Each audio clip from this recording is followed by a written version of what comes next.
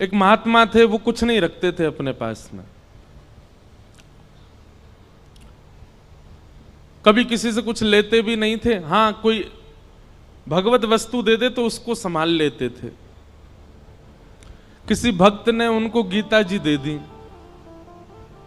महात्मा जी बड़े प्रसन्न हुए, गीता जी को उन्होंने स्वीकार कर लिया, रोज पढ़ते थे। कुछ दिनों में संपूर्ण गीता जी का पाठ पूरा हो गया।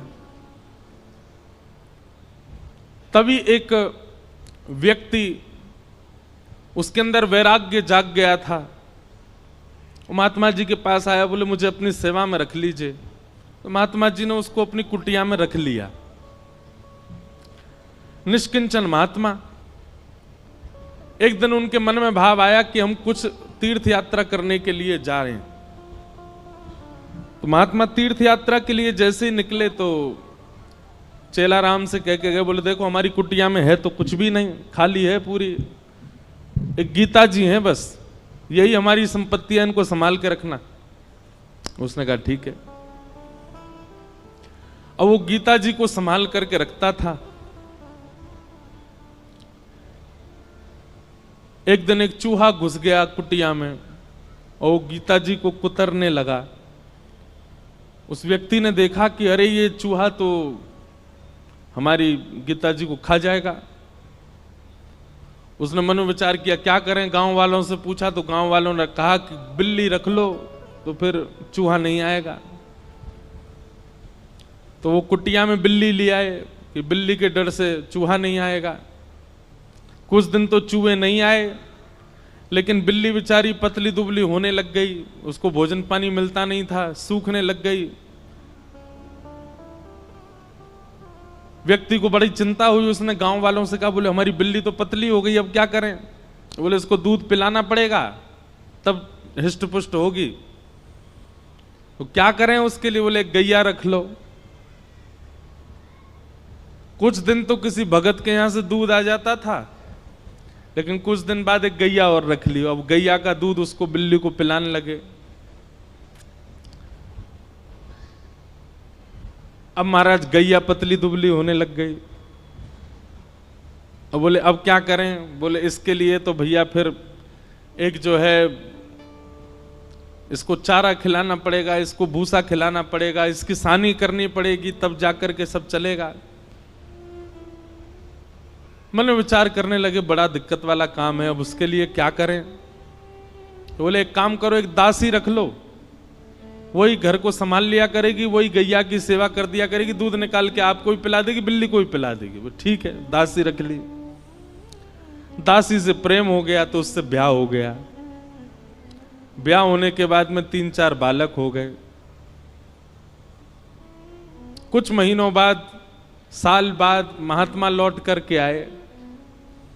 महात्मा जी ने अपनी कुटिया में जीवन में कुछ नहीं रखा, केवल गीता जी रखी थी। आज जब लौट करके आए तो क्या देखा? बच्चे खेल रहे हैं, गैया बंधी हुई है, बिल्ली और बिल्ली के बालक भी डोल रहे हैं वहां पे।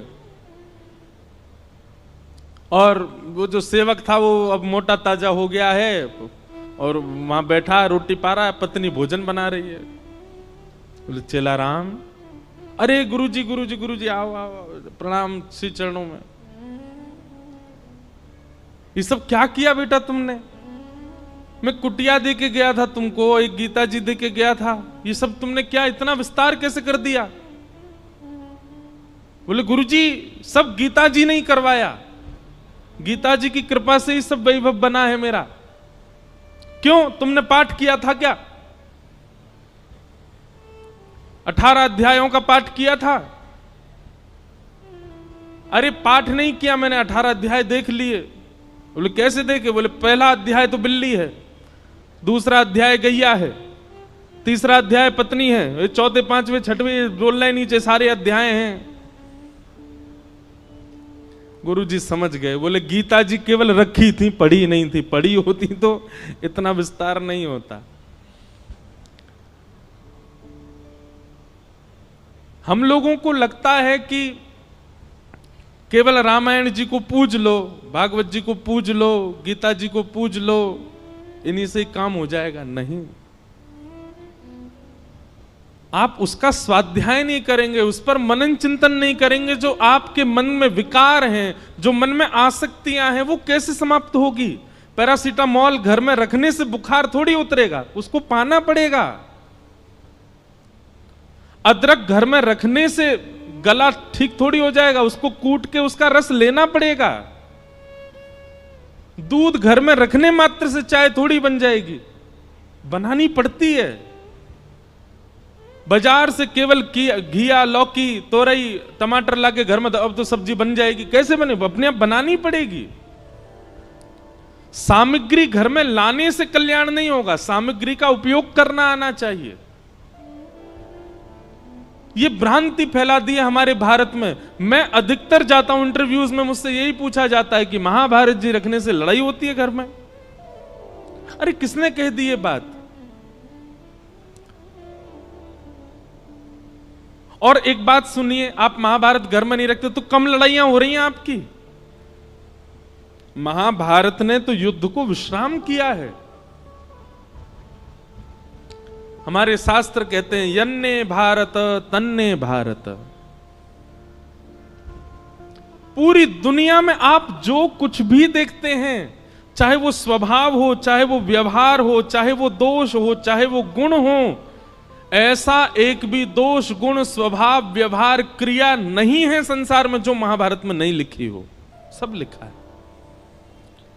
कई ऐसे व्यवहार हैं जिनका अभी तक प्रादुर्भाव नहीं हुआ, वो हमारे बच्चे, उनके बच्चे देखेंगे। जैसे हमारे दादा परदादाओं ने आज का युग का जो व्यवहार है ये नहीं देखा था। अब कई कई नए नए व्यवहार आविष्कृत हो रहे हैं ना, जैसे जैसे कलयुग आगे बढ़ रहा है। सब लिखा है महाभारत में। और जो महाभारत में नहीं लिखा, हमारे संत जन कहते हैं वो दुनिया में आपको कहीं देखने को मिलेगा ही नहीं। सब कुछ है महाभारत में। महाभारत का छोटा सा अंश है भगवत गीता, जिसने पूरे विश्व को ज्ञान दे दिया। समझो महाभारत कैसा होगा।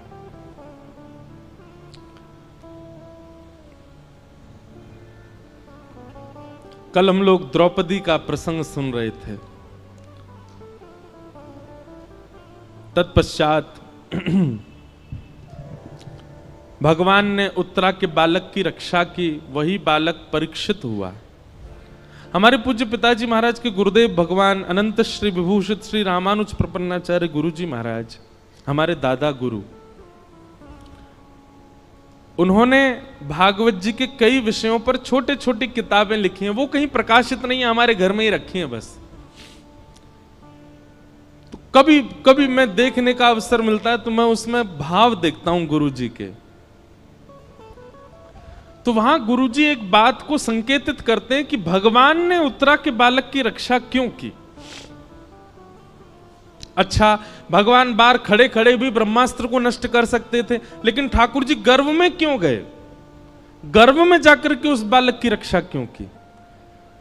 ब्रह्मास्त्र चलाया था ना उत्तरा के बालक पर, बाहर से ही देख देते ब्रह्मास्त्र नष्ट हो जाता। ठाकुर जी भीतर क्यों गए?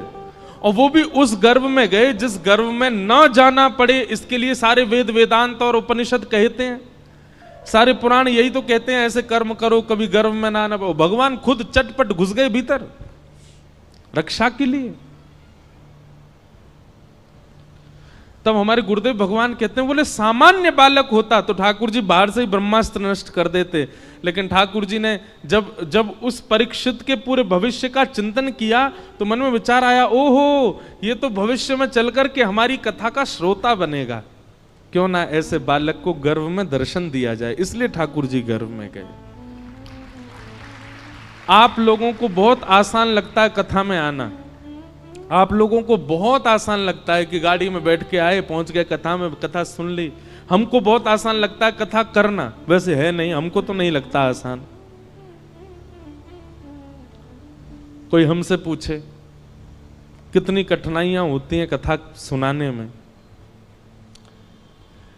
कई बार आपने देखा होगा कि हम आंख बंद करके कथा कह देते हैं 1 आध घंटा तक। क्यों? उस समय किसी श्रोता का कुभाव दिख जाता है। कुभाव मतलब या तो उबासी लेता हुआ दिख गया कोई, या फिर कोई फोन चलाता दिख गया है। तो ऐसी स्थिति में जब श्रोता दिख जाते हैं तो फिर कथा भूल जाता हूं मैं, इसलिए फिर मैं आंख बंद करके कथा कहता हूं। हम मना क्यों करते हैं कि जब हम मंच पे आए तो हमको स्पर्श मत करो, उसके पीछे कोई और बात नहीं। ऐसा नहीं कि मेरे अंदर बहुत पुण्य है इसलिए मना कर रहा हूं। मैंने अनुभव किया है कि कई बार लोगों के स्पर्श से हम जितने भावना बना करके आए मंच पे आके सब भूल जाता हूं मैं। आप तो सद्भाव से स्पर्श कर रहे हो, पर किसी का कोई भाव ही नहीं है, वो देखा देखी स्पर्श कर रहा है। इसीलिए दूर से प्रणाम करो, आपको ही फायदा मिलेगा, हम कथा अच्छे से सुना पाएंगे।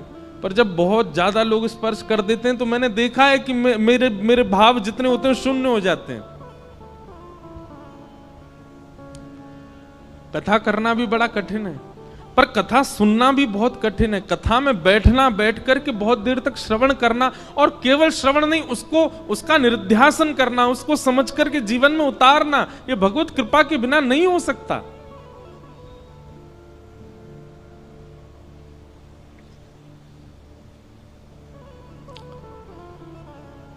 कथा का श्रोता होना सामान्य बात नहीं है। निश्चित ही ये बात आप लिख लीजिएगा, प्रमाणित है। अगर कोई व्यक्ति अपने जीवन में कथा से लगाव करता है, कथा श्रवण कर रहा है, उसने कभी ना कभी ठाकुर जी को देखा है, उसने दर्शन किया है ठाकुर जी का, इसीलिए उसकी रुचि बढ़ रही है।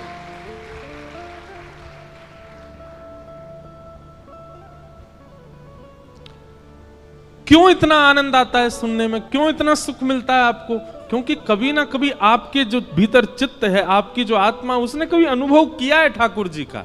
इस जन्म में नहीं तो गर्भ में किया होगा, गर्भ में नहीं तो पूर्व जन्म में किया होगा, कभी तो किया है। तभी आपकी रुचि बढ़ रही है, तभी कथा सुनते सुनते नेत्र सजल हो रहे हैं, कथा सुनते सुनते प्रसन्नता हो रही है, कथा सुनते सुनते रोंगटे खड़े हो रहे हैं। ये सब विचार, ये सब प्रभाव हमारे ऊपर क्यों हो रहे हैं? क्योंकि कभी ना कभी तो ठाकुर जी का दर्शन हुआ है हमें।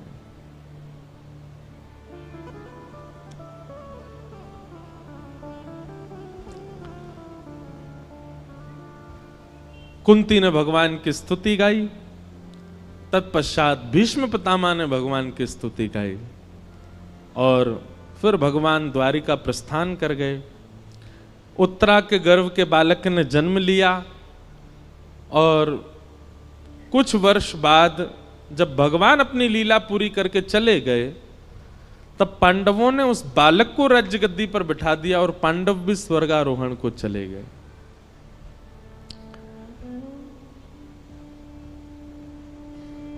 परीक्षित धीरे धीरे बड़े हुए, उनका विवाह हुआ, जन्मेजय आदि पुत्र हुए। अब यहां पर एक बहुत अच्छी बात है, पता है? बटुक जी भी बैठे हैं, कई सारे विद्वान भी बैठे हैं। अधिकतर व्यास कहते हैं, हम भी कहते थे पहले कथा में, कि कलयुग को 5 स्थान दिए, और उन 5 स्थानों में एक स्थान जात रूप मदात प्रभो सोने में निवास दिया। अभी हम इसका विस्तार करेंगे, बस कुछ व्यास बैठे हैं सन्मुख, उनको बता रहे हैं। और उसके बाद परीक्षित ने आकर के मुकुट पहन लिया, जिसकी वजह से उनके मस्तिष्क में कलयुग प्रविष्ट हो गया। पर यह कथा भागवत में लिखी नहीं है। परीक्षित जी ने कोई मुकुट नहीं धारण किया,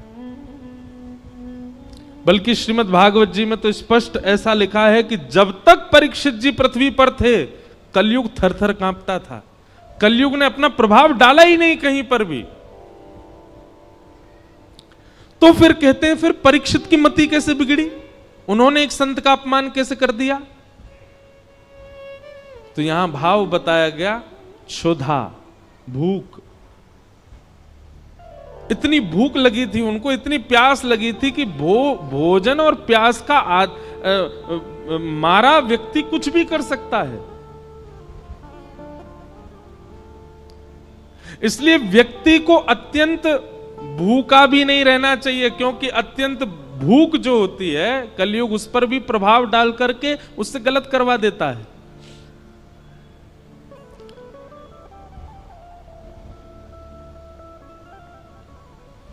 दो लोगों को भगवान नहीं मिलते,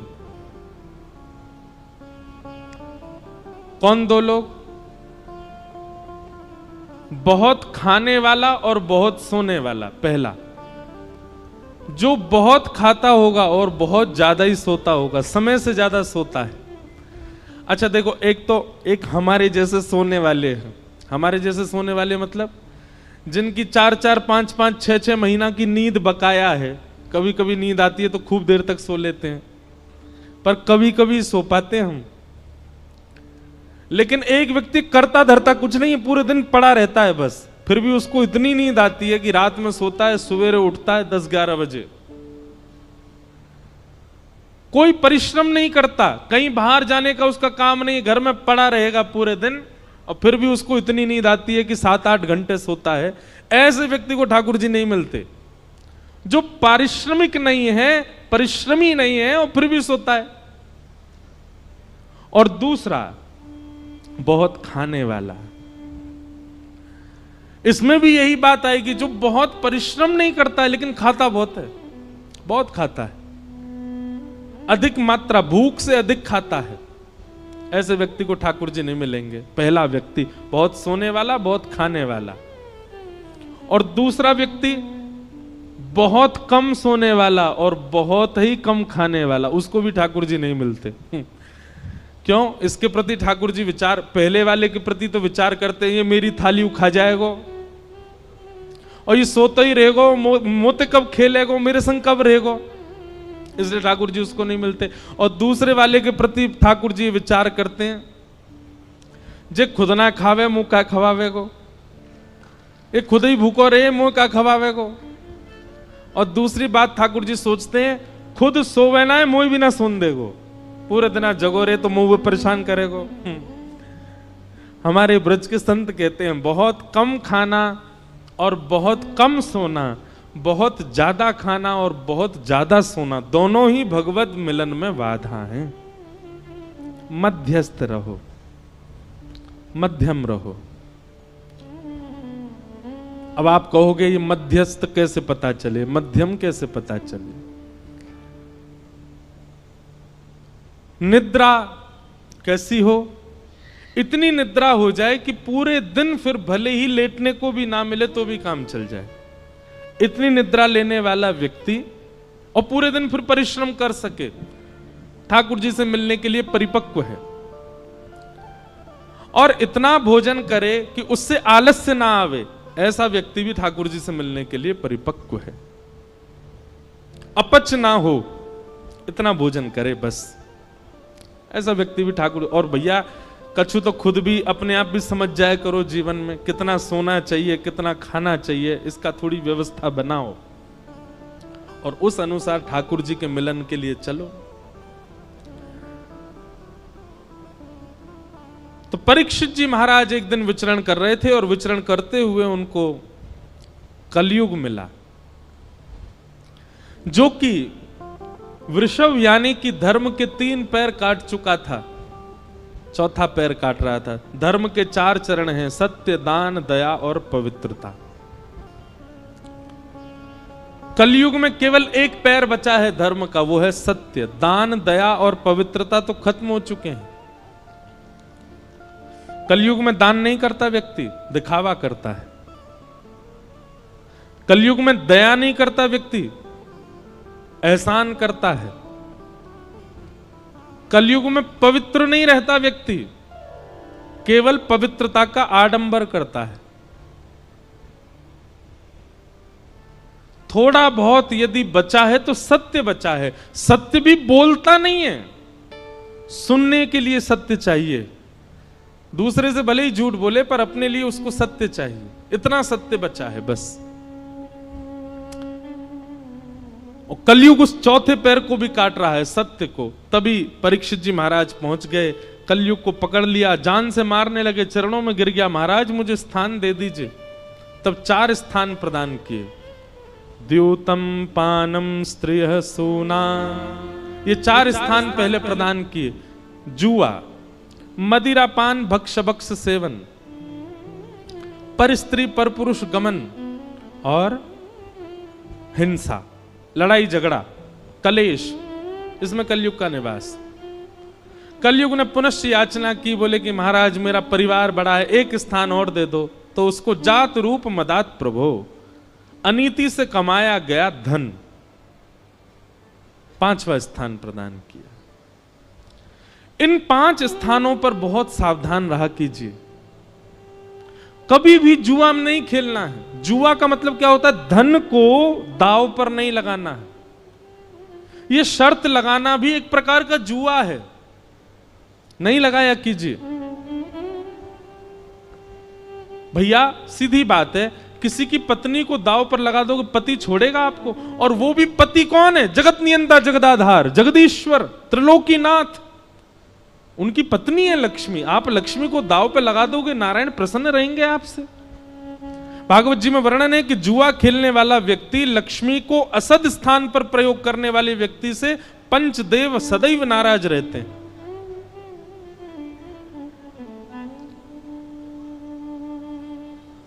कई बार हमने देखा कि जुआ खेलने वाले व्यक्ति प्रारंभिक स्थिति में बहुत धन कमा लेते हैं, बहुत ऐश्वर्य भोग लेते हैं, सब सुख संपत्ति होती है। एक बात याद रखिएगा बंधुओं, बहुत ध्यानपूर्वक सुनो। असद क्रिया करने वाला व्यक्ति, बहुत ध्यान से सुनिएगा, असद क्रिया करने वाला व्यक्ति दूषित क्रिया करने वाले व्यक्ति के लिए एक निधान बनाते हैं भगवान। क्या? जैसे भगवान दिखते हैं कि गलत कर रहा है, तो उसके इस जन्म के एवं उसके आगामी जितने जन्म हैं एवं पूर्व के जन्मों के जितने भी पुण्य हैं, जितने भी सुख हैं, जितनी भी समृद्धियां हैं, सब एक साथ ठाकुर जी उसको देकर के भोगवाते हैं। जल्दी इसका कोटा खत्म करो, जल्दी जल्दी इसको खवाओ। समझ में आई बात? थोड़ा और समझो। मान लीजिए कोई व्यक्ति है और वो गलत काम करता है, पाप करता है, वो सब क्रिया करता है जो वेद विरुद्ध है। ठाकुर जी एकाध बार तो प्रयास करते हैं कि सुधर जाए, लेकिन वो एकाध बार में भी जब नहीं सुधरता है तो ठाकुर जी कहते हैं ठीक है, तो अब इसका स्वभाव बन ही चुका है, इसको पाप करना ही है, इसको गलत करना ही है, तो फिर इसके जन्म में, इसके जीवन में जितने भी सुख समृद्धियां आने वाली हैं, एक संग सब इसके जीवन में दे दो। उसके पास धन भी आ जाएगा, उसके पास संपत्ति भी आ जाएगी, वो जो चाहेगा उसको मिलने लग जाएगा। लेकिन वो यह नहीं समझ पाता है कि ये मेरा खाता खत्म किया जा रहा है जल्दी जल्दी। एक साथ सब भुगवा करके फिर ठाकुर जी उसको ऐसा गिरते हैं, ऐसा गिरते हैं, जैसे उसका शून्य हो जाता है खाता, फिर वो जीवन में उठ नहीं पाता। इस जीवन में नहीं, कितने जन्मों तक नहीं उठ पाता। और भक्ति करने वाले के साथ उल्टा होता है। जैसे ठाकुर जी देखते हैं तिलक लगाने लग गया, कंठी पहनता है, माला जप करता है, नित्य हरिनाम संकीर्तन करता है, कथा श्रवण करता है, तो ठाकुर जी कहते हैं इसके जीवन में जितने दुख आने वाले हैं, इसके अनेक जन्मों में जितने दुख आने वाले, सब भुगवा के इसके सारे खाते खत्म करो दुख के। और एक साथ ठाकुर जी भुगवा भुगवा करके सब नष्ट कर देते हैं, शून्य कर देते हैं। और जैसे ही उसका खाता शून्य होता है, ठाकुर जी आकर के उसको हृदय से लगा लेते हैं। कभी कभी बंधुओं एक बात कहें हम, कभी कभी आप जो चाहते हो वो होने लग जाता है, सब कुछ बहुत अच्छा अच्छा चल रहा है, और इसके बदले में आप ये भी जानते हो कि आप पाप करते हो, आप वो सब क्रिया करते हो जो वेद विरुद्ध है, जो शास्त्र विरुद्ध है, और फिर भी आपके साथ सब कुछ अच्छा अच्छा होता है, तो संकेत समझ लेना खाता खत्म किया जा रहा है अच्छाई का। और जिस दिन कंठी माला पहनो, तिलक धारण करो, गुरु मंत्र ले लो, नाम जप करना प्रारंभ कर दो, तैयार हो जाना। अब ठाकुर जी हमारे बुराई के, हमारे जीवन के आने वाले दुखों के, कष्टों के, आर्तों के जितने भी विपत्तियां हैं सब अब भेजेंगे। हमको उसको निवृत्त करना, उससे नष्ट करना, उससे निकलना है, घबराना नहीं है।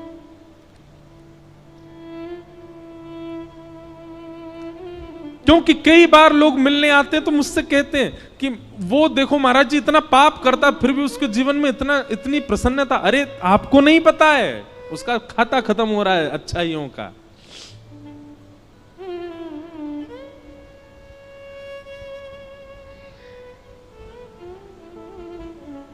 इसलिए कभी कभी जीवन में रुकावटें आना, कभी कभी जीवन में एंजाइटी आना, डिप्रेशन आना, चिंताएं बढ़ना, थोड़ी थोड़ी परेशानियां आना,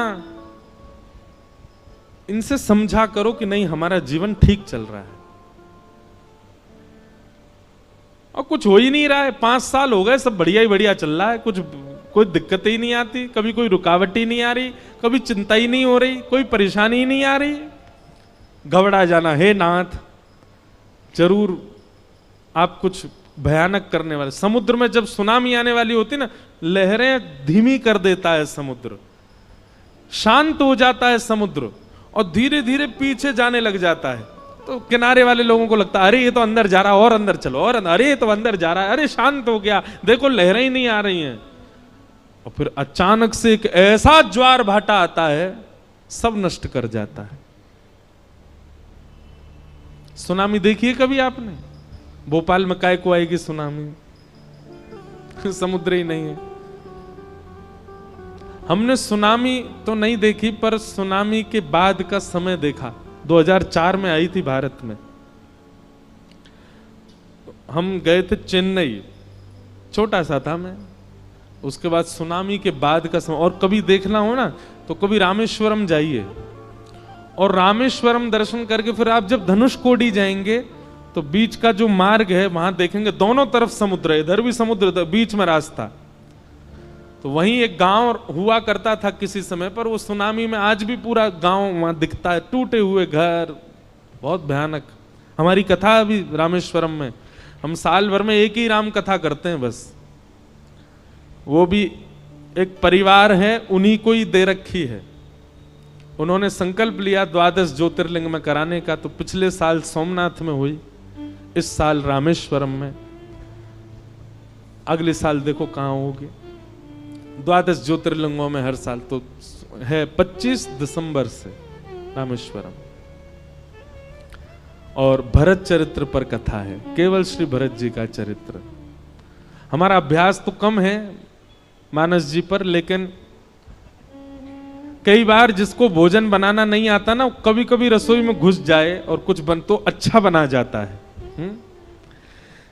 और कई बार परिपक्व व्यक्ति जो हमेशा ही बनाता है, कई बार उससे भी बढ़िया नहीं बनती सब्जी। तो हम अपनी कथा की प्रशंसा नहीं कर, अपने भाव की प्रशंसा कर रहे हैं। हमको राम कथा का इतना अभ्यास नहीं, पर जब हम बोलने बैठते हैं ना तो इतना आनंद। सोमनाथ की घटना है, सोमनाथ में जब कथा थी, पहली बार राम कथा की, तो हमने कहा भाई हम हर दिन एक पात्र के ऊपर बोलेंगे। एक दिन सीता जी के ऊपर बोले, एक दिन शत्रुघ्न जी के ऊपर बोले, एक दिन लक्ष्मण जी के ऊपर, हनुमान जी के ऊपर, आदि आदि सबके ऊपर एक एक दिन का प्रसंग रखा था। जिस दिन भरत जी का चरित्र था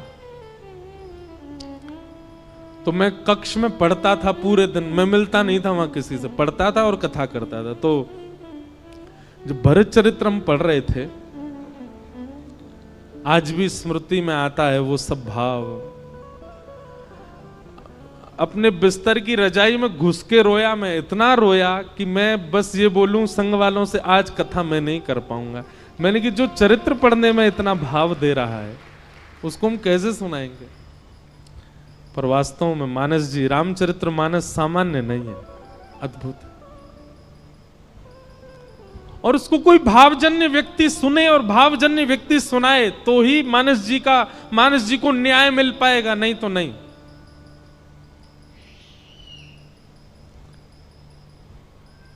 तो कहां से कहां बात पहुंच गए, सुनामी से रामेश्वरम से धनुषकोडी से मानस जी से सोमनाथ, पूरी भारत यात्रा करवा लाए आपको। तो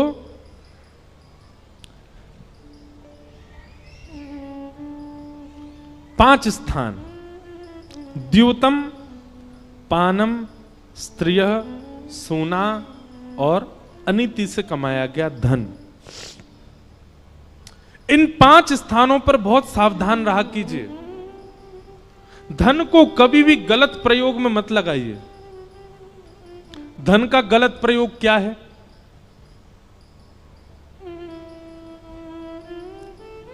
आपके धन देने से अगर किसी जीव की हिंसा हो रही है वो गलत है।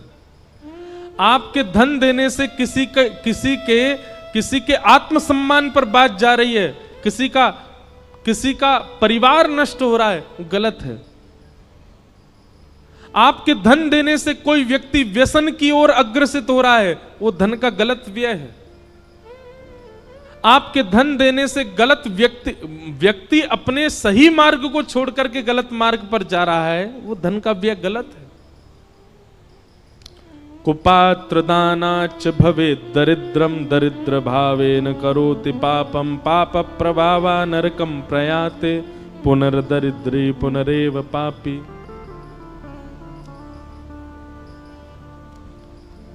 सोच विचार करके धन का व्यय किया कीजिए। दूसरा, पानम, मदिरा पान करना, भक्ष सेवन करना, जीव हिंसा करके खा जाना, तंबाकू खाना, सिगरेट पीना और दुनिया भर के नशीले पदार्थों को अपने मुख पर धारण करना, ये सब पाप है।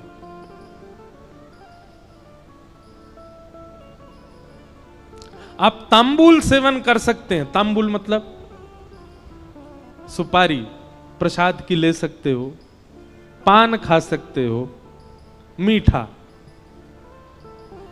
आप ठाकुर जी को निवेदित करके जल आदि का सेवन कर सकते हो, शिकंजी पी सकते हो, आदि आदि। अब हम सीधा संकेत, आपको पता ही है हम कहां कर रहे हैं, वो नहीं करना चाहिए। कई जगहों पे तो भगवान का प्रसाद बता करके भी कह दिया जाता है कि इसको ले लीजिए, ठाकुर जी का प्रसाद है। नहीं, प्रसाद के रूप में भी स्वीकार नहीं करना। कोई देवी देवता नहीं पाते। ये मानव अपने जीव के स्वाद के लिए कुछ भी करता है। बताओ, महादेव को यूं बता देते हैं महादेव ऐसा। अरे महादेव को अगर विजया का भोग लगता है तो महादेव और भी तो बहुत कुछ भोग लगाते हैं, वो भी लगाओ। महादेव तो विष का भी भोग लगाते हैं।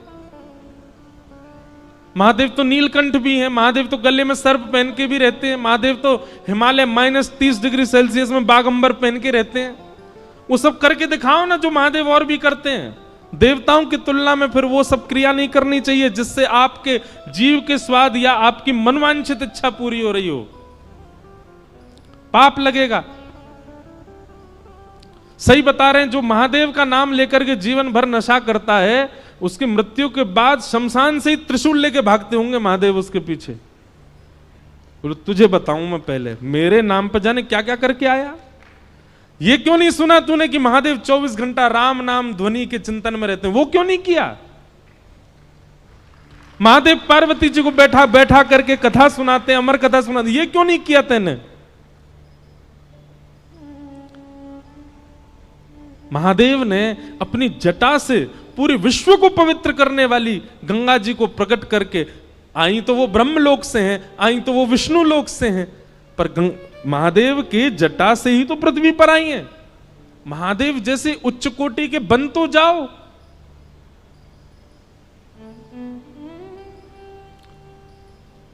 भैरव बाबा के नाम पे कुछ भी कर रहे हैं, देवियों के नाम पे वहां भोग लगता है, खा लो, ये कर, कुछ नहीं।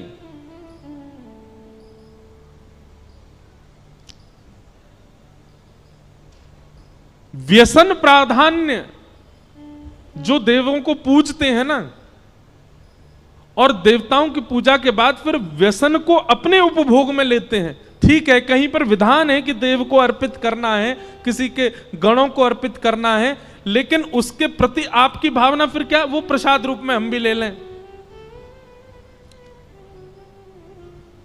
इसका परिणाम अच्छा नहीं होगा।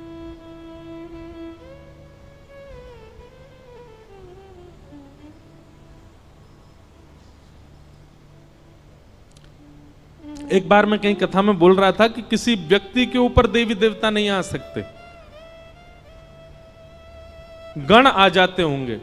भैया सीधी बात है, प्रधानमंत्री किसी व्यक्ति को विशेष को परेशान नहीं करता, उसके नीचे रहने वाले, नीचे बैठने कुर्सी वाले परेशान कर देते होंगे। प्रधानमंत्री किसी को फोन करके नहीं कहेगा रुक जा बेटा रात में गुंडे भेज रहा हूं तेरे पास ना।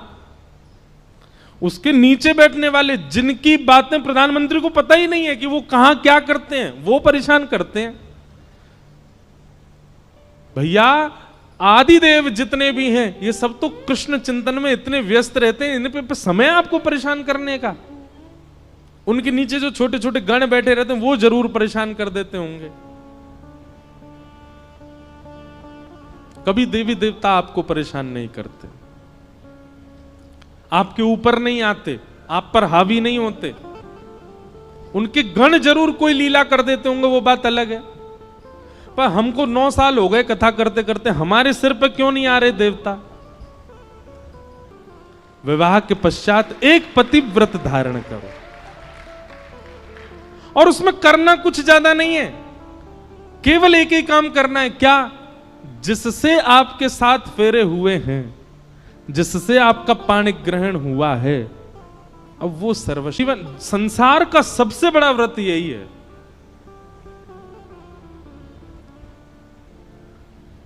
इससे बड़ा व्रत कोई नहीं हो सकता। और जिसने ये व्रत पूर्ण रूपेण पालन कर लिए, वो उसकी सारी एकादशी हो गई, उसके सारे मंगलवार हो गए, उसके सारे सोमवार हो गए, उसके सारे प्रदोष हो गए। हाँ, वो बात अलग है, उसके बाद भी वो रखे एकादशी आदि के व्रत, वो अच्छी बात है। पर यह व्रत धारण करना सामान्य बात नहीं है। ऐसा व्यक्ति, ऐसी माताएं पूजनीय हैं, वंदनीय हैं। इसलिए कलयुग का तीसरा स्थान बताया गया पर स्त्री पर पुरुष संग, और चौथा हिंसा।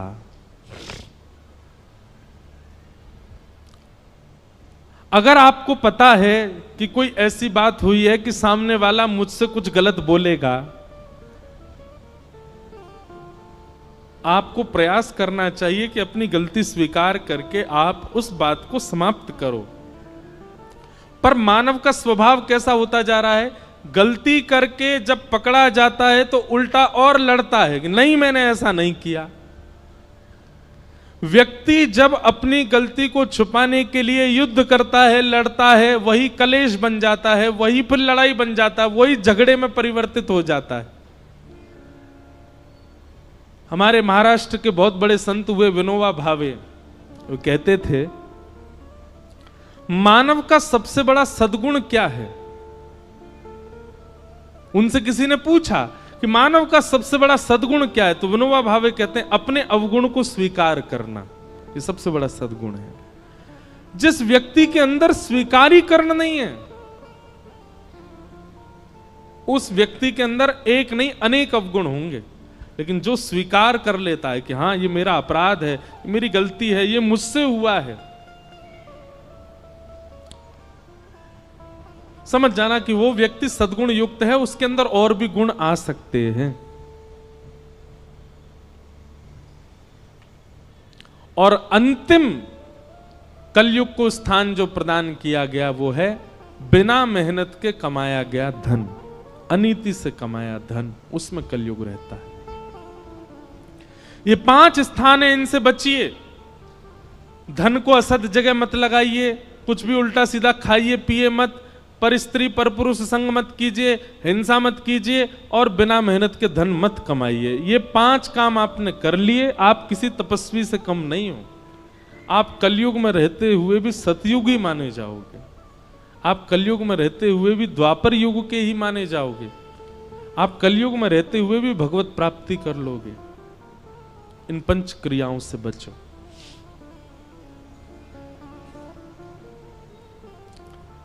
पांच स्थान प्रदान करने के बाद में कलयुग को छोड़ करके परीक्षित जी वापस गए, और परीक्षित जी एक दिन आखेट को वन में गए तो फिर उनसे एक अपराध बन गया। एक संत के गले में मरा हुआ सर्प डाल दिया। क्यों? क्योंकि संत समाधि में बैठे थे और परीक्षित ने जाकर के जल की याचना की। संत ने अनसुना किया, अनसुना नहीं किया, वो समाधि में थे, उनको सुनाई दिया नहीं। 2 प्रकार की समाधि होती है। एक होती है सामान्य समाधि के, नेत्र बंद करके बैठे हैं और बाहर की प्रक्रिया से आप पर अनुभव होता है, आपके ऊपर भी उसका असर होता है। और दूसरी होती है त्राटक समाधि। त्राटक समाधि में नेत्र बंद हो जाते हैं, श्वास रुक जाती है और मन चित्त आत्मा देह छोड़ करके कहीं और चला जाता है। ऐसी त्राटक समाधि कर रहे थे कौन? शमीक ऋषि। तभी वहां पर परीक्षित जी ने जाकर के जल की याचना की, पर संत ने कोई प्रत्युत्तर नहीं दिया, तो अपना अपमान जान करके परीक्षित ने गले में मरा हुआ सर्प डाल दिया, जिसके कारण शमीक ऋषि के पुत्र श्रृंगी ने परीक्षित को 7 दिन में मरने का श्राप दिया। परीक्षित को जैसे ये बात पता चली कि मुझे 7 दिन में मरने का श्राप लगा है, एक बात बहुत ध्यान से सुनो बंधुओं, वैष्णव का ये स्वभाव स्वरूप होता है कि अपने जीवन में आने वाले आर्त के ऊपर वो विचलित नहीं होता। भगवान ना करे कभी डॉक्टर ने आपसे कुछ ऐसा बहुत गंभीर बीमारी बता दी आपको, आपके अंदर अगर वैष्णवता होगी ना तो आप परेशान नहीं होगे, आप चिंतन करोगे ठीक है नाथ, इसका मतलब यह था कि अब मैं अपने कर्तव्यों को विश्राम कर दूं और अपना शेष जीवन जो है आपके भजन भाव में लगा करके और संपूर्ण अपने जीवन की जो गलतियां हैं उन सबको सुधार करके अब मैं आपकी प्राप्ति कर लूं। ये तो रही तन की स्थिति, और भी कुछ पता चले जीवन में, कुछ ऐसा घटना घटी कि जिससे विचलित हो गया पूरा परिवार, पर आप विचलित नहीं हुए। आप मन में विचार करने लगे ठाकुर जी सब मंगल करेंगे, निश्चित है कि आप वैष्णव हो। लेकिन अपने जीवन में आने वाली स्थिति से विचलित हो जाए, भयभीत हो जाए,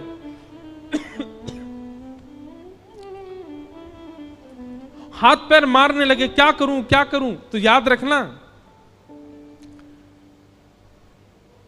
गहरे जल में अगर कभी गिर जाओ, हमारा एक सूत्र अपनाइएगा, गहरे जल में यदि कूद कभी गिर जाओ, भगवान करे कभी ना गिरो, पर गहरे जल में कभी गिर जाओ, एक तो मुंह बंद रखना और दूसरा हाथ पांव को ढीला छोड़ देना, आप डूब ही नहीं सकते। डूबता वही है जो हाथ पैर चलाता और मुंह खोल के रखता है। ठीक वैसे ही संसार की विषम आपत्ति में जब गिर जाओ, एक तो मुंह बंद रखना, मुंह मत खोलना, और दूसरा हाथ पैर बहुत मत मारना, इससे फोन कर, उससे फोन कर, इससे बात कर, ये नेता को फोन करो, अरे वो डीएम साहब को फोन करो, इनसे करवाओ, ये करवाओ, आप विचलित हो ही जाओगे। हम अपनी एक घटना बताएं, अभी की बिल्कुल 2 दिन 4 दिन पुरानी घटना। हम जिस दिन भोपाल आ रहे थे, हमारी शाम 7 बजे की फ्लाइट थी, तो 3 बजे क्या नाम है, फरीदाबाद में एक इंटरव्यू था। तो हमने कहा इंटरव्यू देंगे, सीधे एयरपोर्ट जाएंगे, लेकिन दिमाग से ये निकल गया कि 5 बजे तो ऑफिस टाइम होता है, दिल्ली में भयंकर जाम होता है। अच्छा, इंटरव्यू होते होते जो साहब जी हमारा इंटरव्यू ले रहे थे, वो ऐसे लीन हो गए इंटरव्यू में कि उनके आंखों से तो अश्रु निकले और समय बढ़ता ही। वो कहे एक प्रश्न और, एक प्रश्न और। मैंने कहा भैया मेरी हवाई जहाज छूट जाएगा। बोले एक प्रश्न और। इतना देर तक हो गया कि फिर हम भागे।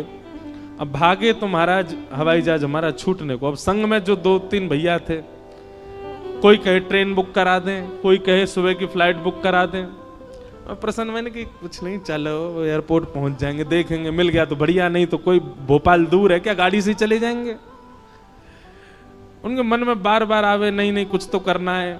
एक पंडित जी लगे टिकट देखने, राजधानी में 2 सीट खाली हैं, उसमें 3 सीट खाली। अभी हवाई जहाज में 1.5 घंटा है, लेकिन ट्रैफिक इतना था कि पहुंच ही नहीं पाएंगे।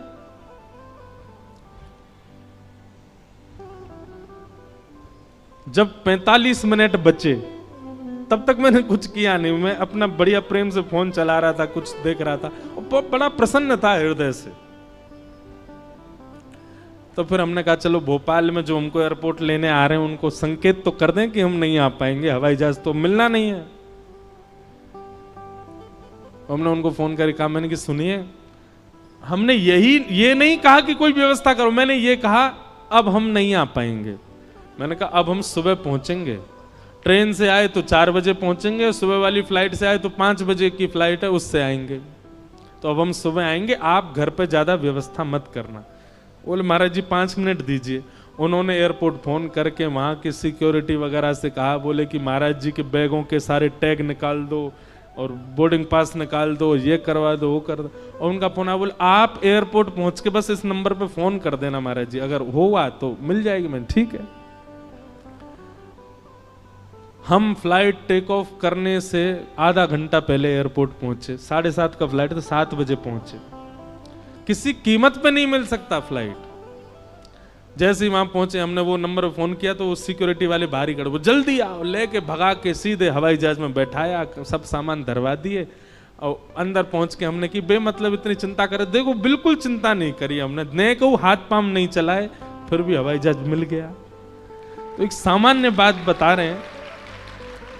और निश्चित है अगर 20 जगह फोन करते, अब हवाई जहाज से तो आने जाने लगे रहते हैं, तो एयरपोर्ट में भी 5-6 लोग जानकार हैं, उनको भी फोन घुमा, इसको भी फोन घुमा, इंडिगो वाले को भी फोन कर दो, एयर होस्टेस को भी फोन कर दो, उसको भी कह दो, निकल ही जाना था। वो कुछ नहीं किया, बैठे रहे। ऐसे ही जीवन में भी करो। तन की पीड़ा आवे, मन की पीड़ा आवे, बौद्धिक पीड़ा आवे, पारिवारिक पीड़ा आवे, एक तो मुंह बंद रखो और दूसरे हाथ पांव कम चलाओ, नहीं डूबोगे। और हाथ पांव भी चलाए, मुंह भी खोला, सब पानी भीतर घुस जाएगा, डूब और जाओगे। तो इसलिए भैया ये सूत्र है, इसको समझ लीजिएगा। परीक्षित परेशान नहीं हुए। परीक्षित जी महाराज ने विचार किया कि अब श्राप तो लग गया है, इसका कुछ निदान नहीं। अब मैं जाऊं ब्रह्मा जी के पास, मैं जाऊं ऋषियों के पास, सबसे जाके कहूं मेरा श्राप हटाओ, कुछ नहीं होने जाने वाला। देव भी अपने श्राप को नहीं हटवा पाते, तो मैं तो सामान्य जीव हूं, तो श्राप के लिए मैं गुहार लगाने जाऊं, मैं प्रार्थना करने जाऊं, उससे कोई काम नहीं बनने वाला। बल्कि ये श्राप 7 दिन का जो मिला, इस 7 दिन को मैं उपयोग कर लो।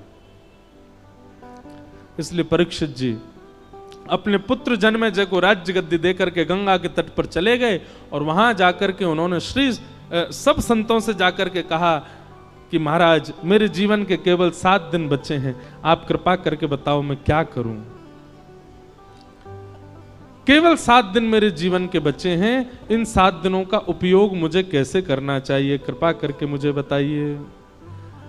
सब संतों ने अनेक अनेक उपाय बताए, पर कोई भी प्रमाणित नहीं बता पाया। तभी वहां सुखदेव जी का आगमन हुआ और सुखदेव जी के चरणों में आपने प्रणाम करते हुए कहा, अतः पृच्छामि संसिद्धिं योगिनां परमं गुरुं पुरुषस्येह यत् कार्यं म्रियमाणस्य सर्वथा। मेरे जीवन के केवल 7 दिन बचे हैं नाथ, बताइए मैं क्या करूं। तब शुकाचार्य जी ने यहां से कहना प्रारंभ किया, वरियाने शते प्रश्न क्रतो लोकहितं नृप आत्मवेद सम्मतः पुंसा श्रोतव्यादिषु यपर। सुखदेव जी के चरणों में प्रणाम करते हुए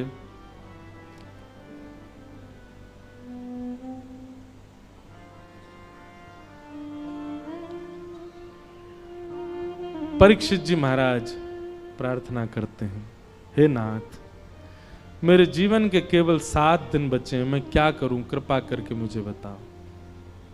दूसरी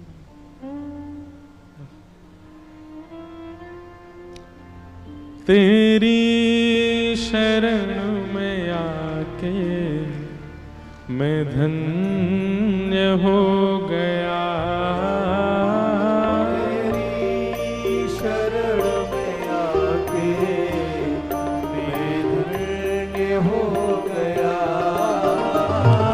श्री परीक्षित जी महाराज सुखदेव जी के चरणों में निवेदन करके गा रहे हैं।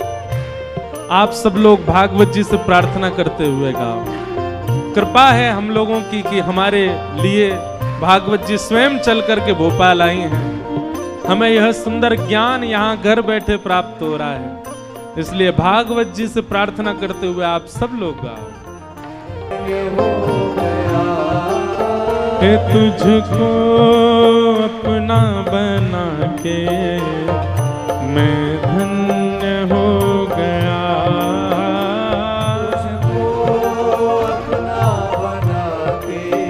करताल बजा के गाओ। श्री राधा रमण लाल की।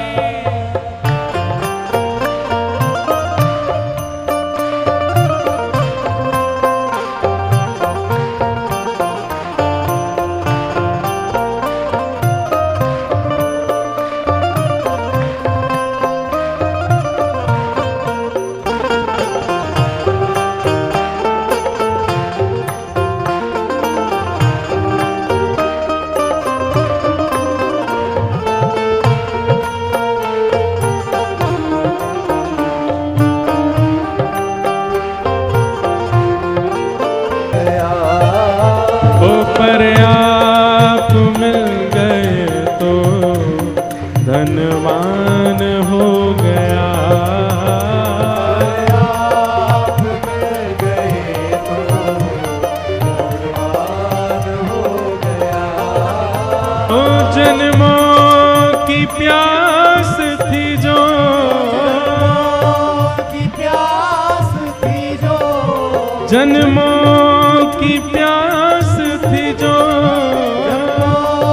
की प्यास थी जो, संपन्न हो गया तेरी शरण में आके मैं धन्य हो गया, तेरी शरण में आके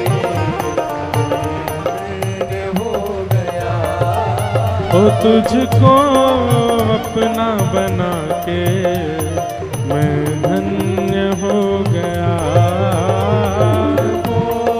अपना बना के।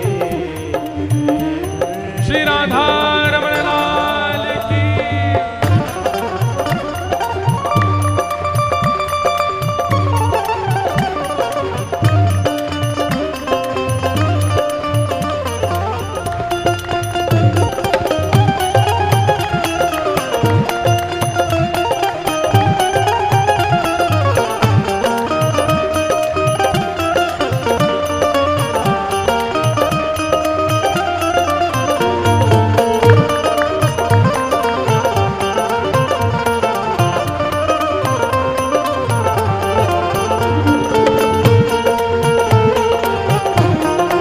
क्यों? ओ चरणों के ही सहारे, चरणों के ही सहारे, चरणों के ही सहारे, चरणों के ही सहारे मैं भव पार हो गया,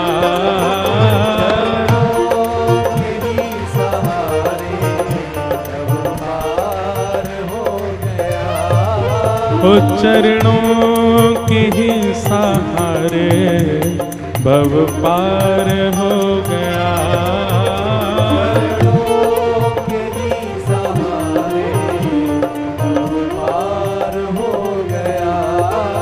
हाँ जन्मों की प्यास थी जो, की प्यास थी जो, जन्मों की प्यास थी जो,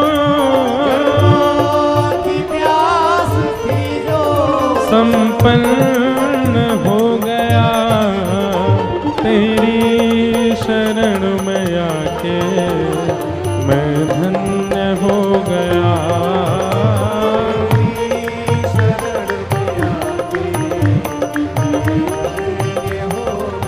राधा रमण प्यारो राधा रमण जय जय राधा रमण प्यारो राधा, ओ जय जय राधा रमण प्यारो राधा रमण, राधा रमण प्यारो राधा रमण, ओ मेरो राधा रमण प्यारो राधा रमण, राधा रमण प्यारो राधा रमण, ओ मेरो राधा रमण प्यारो राधा रमण, राधा रमण प्यारो राधा रमण, ओ जय जय राधा रमण प्यारो राधा रमण।